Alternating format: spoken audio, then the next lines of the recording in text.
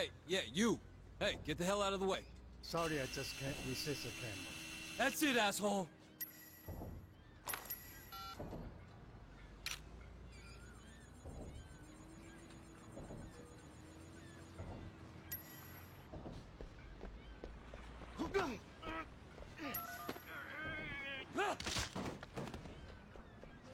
Hello you marshmallow mafiosos, and welcome to my review of Sleeping Dogs. Okay, so I think it's safe to say I'm worn out with these kind of games.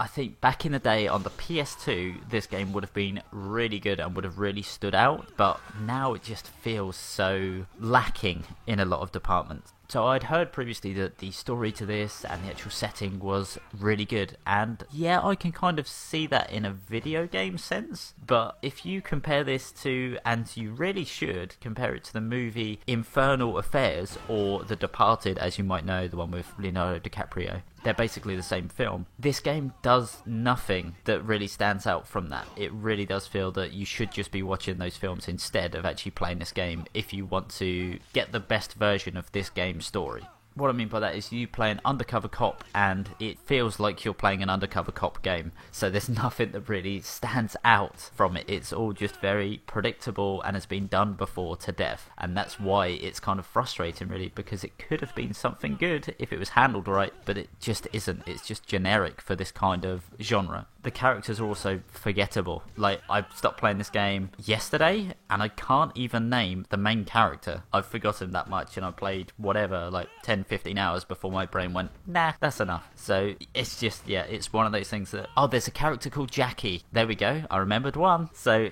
that's it. It's just, there's nothing that really stands out in this game.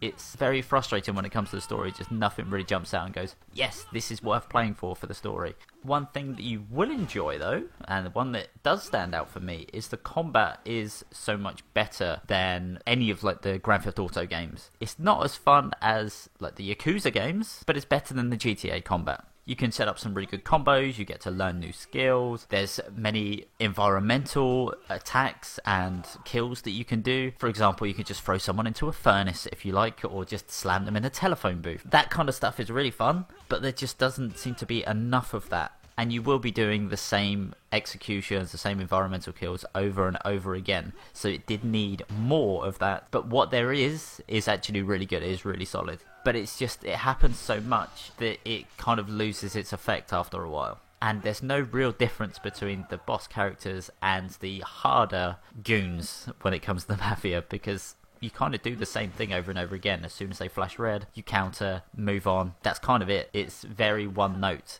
If they had different versions of it, or if they didn't actually have that flashing red, because it's so obvious when you do get that counter, it would make it a lot more interesting, more intriguing, because you would be watching the enemy's movements more to try and time that counter correctly. Instead of, it feels like you've got 10 seconds to just go, oh, he's going to attack, he's going to attack, he's going to attack, okay, now I'll do it. Another thing that I enjoy is the actual hacking minigames, or when you have to unlock a safe box. There's so many different types of those minigames. They're a bit annoying, but there's still different types, so it doesn't feel like you're just doing the same thing over and over again. Like, for example, Fallout, when you get a lockpick, it's just like, okay, right, this has been done to death now. At least with this, there's different variety when it comes to that.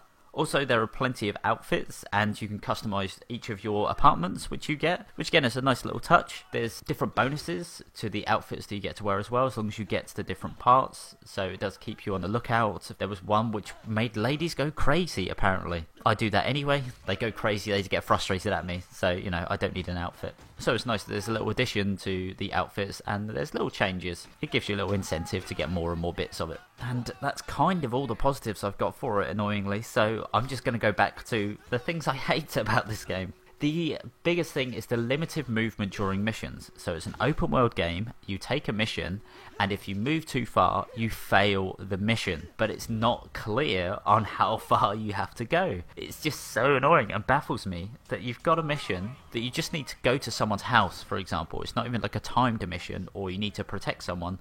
You just need to go to someone's house, and if you go the wrong way, you go too far away, and the mission ends, you failed. It just makes no sense.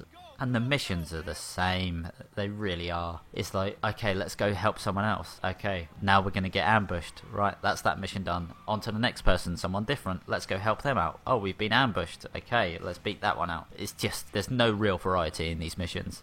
There's stealth missions, I guess, but they're not fun stealth missions, and they're so easy that it's pointless. It could have just played out in a cutscene, but no, it just makes you do it, and it's very tedious. And the little dialogue while you're going through the cars from going from point A to point B, again, just make it a cutscene so we don't have to do it, because it's so dull and boring. It's just pointless. Let's just go straight to it instead of going, okay, I've met someone at the start of this mission, now let's drive to this place, with nothing happening in between. Like, there's no car chase scenes, none of that. It's just pointless. Literally, just make the cutscene and just put us there. Put us in the actual gameplay part. Don't make us wait. And speaking of the actual driving, the driving is so stiff, especially the motorbikes. Good luck trying to turn on a motorbike. You might as well just jump off of it, kick it, and just to spin it round and then get back on it. It's an absolute nightmare just to turn even the slightest bit on a motorbike. Doesn't matter how fast or how slow you're going, it takes way too long. At least the regular cars aren't so bad, but just don't bother getting on motorbikes. And the last thing I'll mention before wrapping this up is the camera is just against you. I think the camera is the hardest enemy in the game. Sometimes it goes inside buildings, even though you're nowhere near one. Other times it looks up at the sky for no reason, or just goes up towards the sky, then looks straight down at the floor. The camera does not know what it wants to do. Even if you try and control it, sometimes it will just go the complete wrong direction anyway. So I don't know what was going on with the camera. So I think it's safe to say that I do not recommend Sleeping Dogs. There are some good bits, like I said, the combat itself is pretty fun. Watching the physics of the people just go absolutely crazy is hilarious, especially when you're casually driving on the road and then one of the pedestrians decides to leap out from the side and just get run over during a mission, making you lose mission points, so that's fun. Also, one bit that I did enjoy was actually jumping from car to car. That was pretty fun, but it just didn't happen that much and wasn't really a viable option unless you kind of had to do it. But yeah, there's just too many flaws, too many annoyances with this game. Sleep on this dog.